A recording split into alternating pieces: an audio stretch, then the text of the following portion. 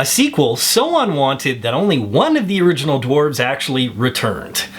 And this one doesn't even have Kristen Stewart in it. And I mean no disrespect to Bob Hoskins, who sadly left us too early and could not make this film even if he wanted to return, but he's in a much better place.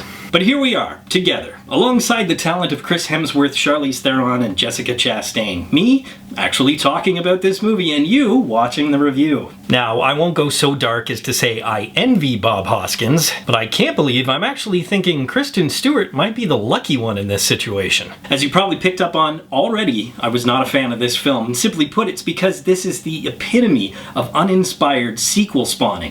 Now, that should come as no surprise because it came to us from the writers of Scary Movie 3 and 4, Rocket Man, and Brett Ratner's Hercules. More importantly, it was obvious that none of the cast really wanted to be there. Some of this is actually public knowledge. Poor Jessica Chastain. I'm not her biggest fan, but the fact is she was actually contractually obligated to appear in this film after appearing in Crimson Peak. And after the infamous Sony leak, Charlize Theron discovered that Chris Hemsworth was actually making much more money than she was, and therefore demanded the same amount, basically showing that this was simply just a paycheck for her. And considering she's maybe in half an hour of this film, she's making about $333,000 a minute. I actually lost a lot of respect for Theron because of that. Now granted, it was a terrible script, and she probably knew that. It's bad enough appearing in both Huntsman films, but to demand the same amount as the title character for arguably a quarter of the work makes her the,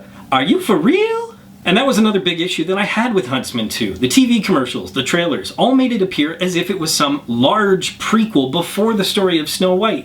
A battle between the two sisters, Ravenna, played by Theron, and the Ice Queen, Freya, played by Emily Blunt. Nothing could be further from the truth. There is barely any prequel to this movie. It is mostly sequel. In fact, there's barely any conflict as well, let alone between the two sisters. And the conflict that is there actually makes Freya the antagonist. Because since the success of Frozen, why not have an Ice Queen with magical powers? And what's with picking on snow and ice? When did that become associated with evil? I don't know exactly why, but somehow as a Canadian, I feel like I'm being picked on.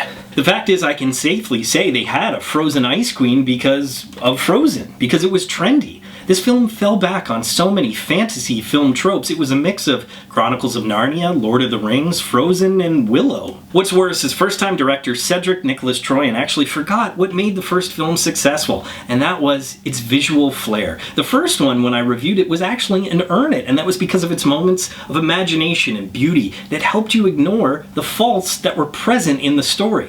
And while this one certainly has its moments of imagination, it's not enough. What's really sad, CNT worked on the previous Huntsman film as the visual effects supervisor. Talk about forgetting where you came from. You know what? I'm not going to go on about this film anymore. I'm tired. I'm tired of lazy scripts that rely on Liam Neeson narrating exposition for 45 minutes straight. Yeah. This film even ruined Liam Neeson. I'm tired of quality actors making films for any other reason aside from artistic integrity. I'm tired of uninspired, boring, and heartless films. The Huntsman, Winter's... Burn it.